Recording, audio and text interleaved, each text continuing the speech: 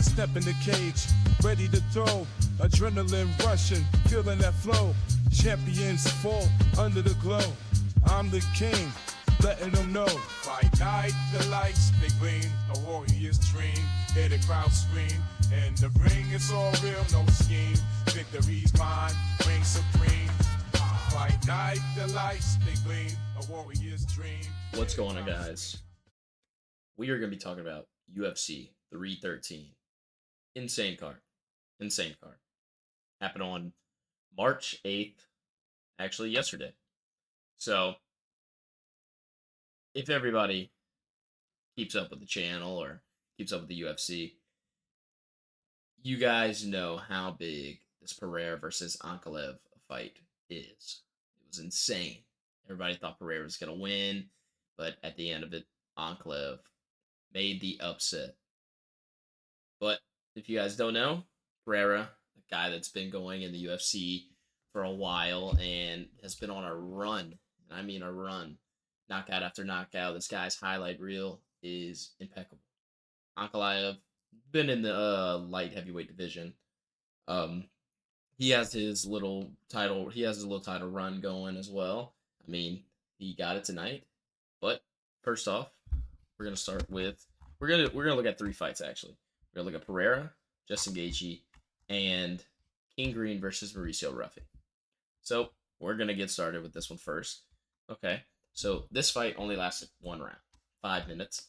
But finish him within 3 minutes, I want to say. Total strikes, which 4 out of 9, which is insane. For both of them. But you have King Green that has been in the UFC for a while. He's, I want to say, early 2018 maybe. He started his fighting debut. But Mauricio Ruffy, he's a fresh new guy in the UFC.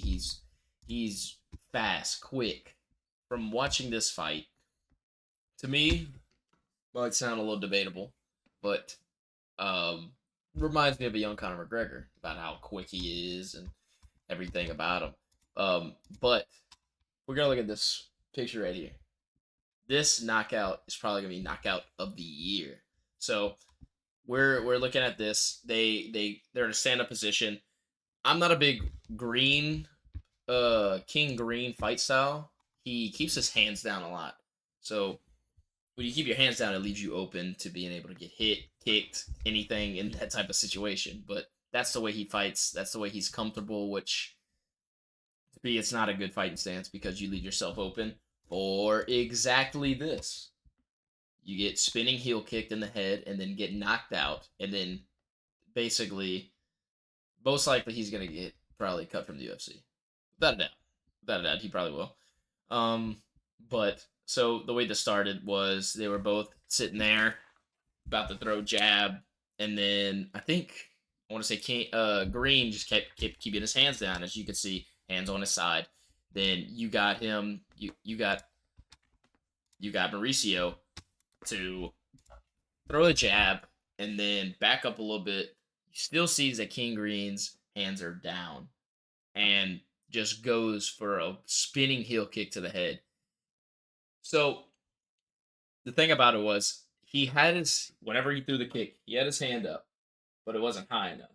So he had like a little square block going, and he just got connected right on the temple, like right there, and got straight laid out. There was nothing to it, no after punches, nothing like that. It was complete domination from Mauricio Ruffy. But you gotta look at him. He's a young guy. He's 12-1 in the UFC. So this guy, pretty good. Like it's really good. 11 wins by knockout, 8 first round finishes. But you look at King Green. He's 32-17. It's just like his last fight was versus Pimblett, which Paddy Pimblett, another known UFC star.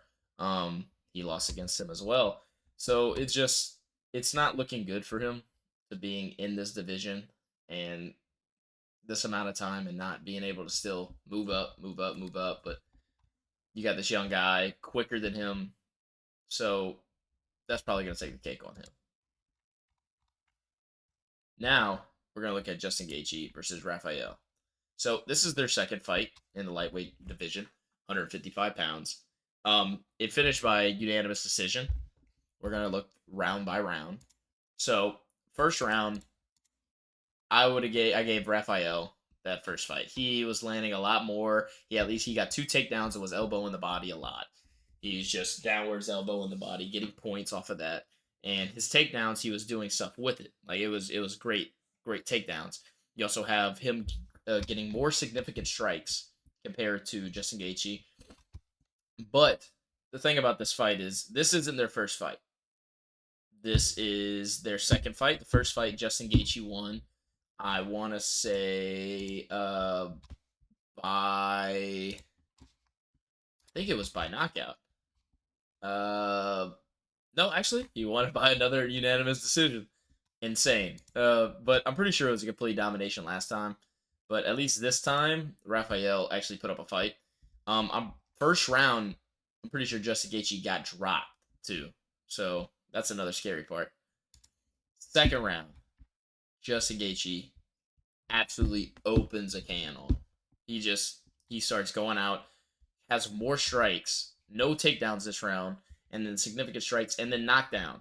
He hit him with a jab, and then faded with his uppercut to get him in a knockdown to like puzzle him. It messed up his whole mental into going into the second round. After he got dropped, it was just complete, utter domination. And then we look at round 3. It was closer, but you got Justin Gaethje that still takes the round. I'm pretty sure, to me, Raphael looked rattled. He just looked rattled even after the second round. He looked a little tired, and he was just getting a little battered since the second round. But this fight was great. It really was. Like, if you want to see this, like, they got some really good pictures. This is him after he got dropped with that uppercut, and he comes over with overhand right. Wasn't able to finish him, but I mean, stuff. So, and then you got a kick that lands. If you could tell how beaten up Raphael is, like Justin Gaethje coming off of a loss to Max Holloway, and to be able to come back and just be able to do this again, and then be able to get back on his win streak, because no matter what, he's going for that belt. No matter what. So, looking at this, great fight. I thought it was a great fight. Now, we get on to the light heavyweight title bout. Alex Pereira versus Magomedov Ankalaev. So, I think this fight could be kind of controversial on who won. If you can look, round 1, you got Pereira winning in strikes, and going into this fight, Pereira was trying to be on defense for Magomed's takedowns. He's known to be from Dagestan and stuff like that, and they do a lot of takedowns and wrestling work. And Pereira is more of a stand-up fighter where he's like, stand and bang, let's fight it out. But Pereira came in there training for wrestling defense and being able to try to get up after being taken down. But I mean, still striking alone, Pereira definitely outclasses him. But I think he was just a little rattled going into this fight a little bit. Like, he has all the confidence in the world, but at the end of the day, he's worried about one thing only: not getting taken down. Because if he gets taken down, it's probably it for the fight. So the whole time, I'm not gonna even say the whole time, because Magomed honestly stood and banged with him. Because like, you see this first round, he tries for a takedown but not able to get it, and then Pereira wins the round on strikes and significant strikes. But we go in the second round, you got Magomed mostly trying to handle up on him, getting his punches off. But you look at this, there's no takedowns here. And from watching this round, it looked like Pereira was kind of like trying to move around the cage, get around. He wasn't trying to get pressed on the cage, so he wasn't able to get taken down at all. But it was just more of not really running away, but he was just a little nervy. So I would give this round definitely to Magomed. Round 3, another takedown by both of these guys. And what I'm pretty sure it was at the end of the round 3, Pereira leg tripped him, actually got the takedown, but the time ran out, so it didn't count. But Magomed, he's just not able to take out Pereira. Pereira is just very strong. He's a very strong guy. You also can look at the total strikes. It was a close round, but I would definitely give this round slight to Pereira. It's just so you look at this fight and you see Magomed hitting his shots for sure. Like this, he is landing on the champion, and it is just a almost looks dominant performance, but it really was. It was really close. I think Pereira could have. I just think he could have done better.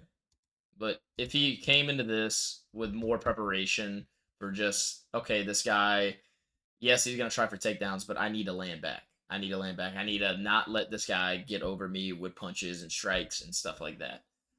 So you look at the 4th round, it's not good at all. Like it's you have 6 takedowns that Magomed tried to get. He wasn't able to get off any on Pereira. But his striking, he's landing 70% of his strikes compared to only the 23 punches Pereira's throwing. He's like, I don't know. He's just tried to be conserved, I guess, for some reason. I don't know why.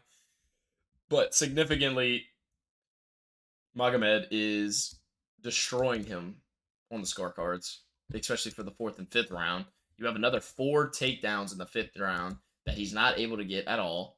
And then the same thing with significant strikes. He has more, and then as well as total strikes, at least landed. As like Pereira fights very conserved. He's strong. He's very strong. So when his punches hit, they hit with meaning.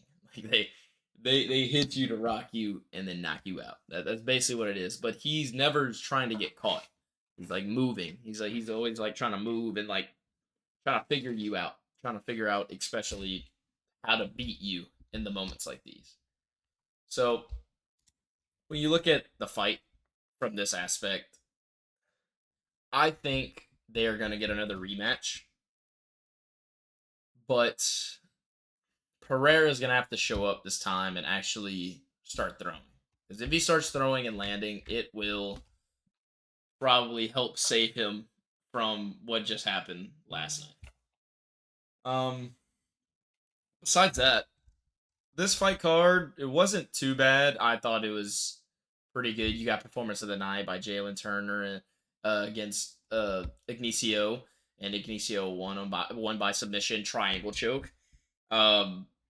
Great triangle choke. This was it first round? Yeah, it was in the first round, and it was great. It was great. But besides that, you got only a couple of fights on this card.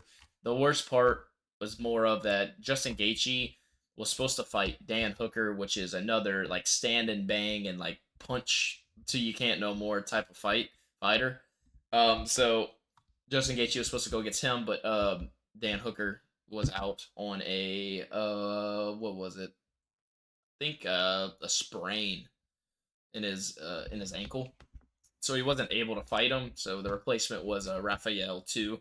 But looking at Justin, I want to say rankings wise, let's go look at his ranking in the.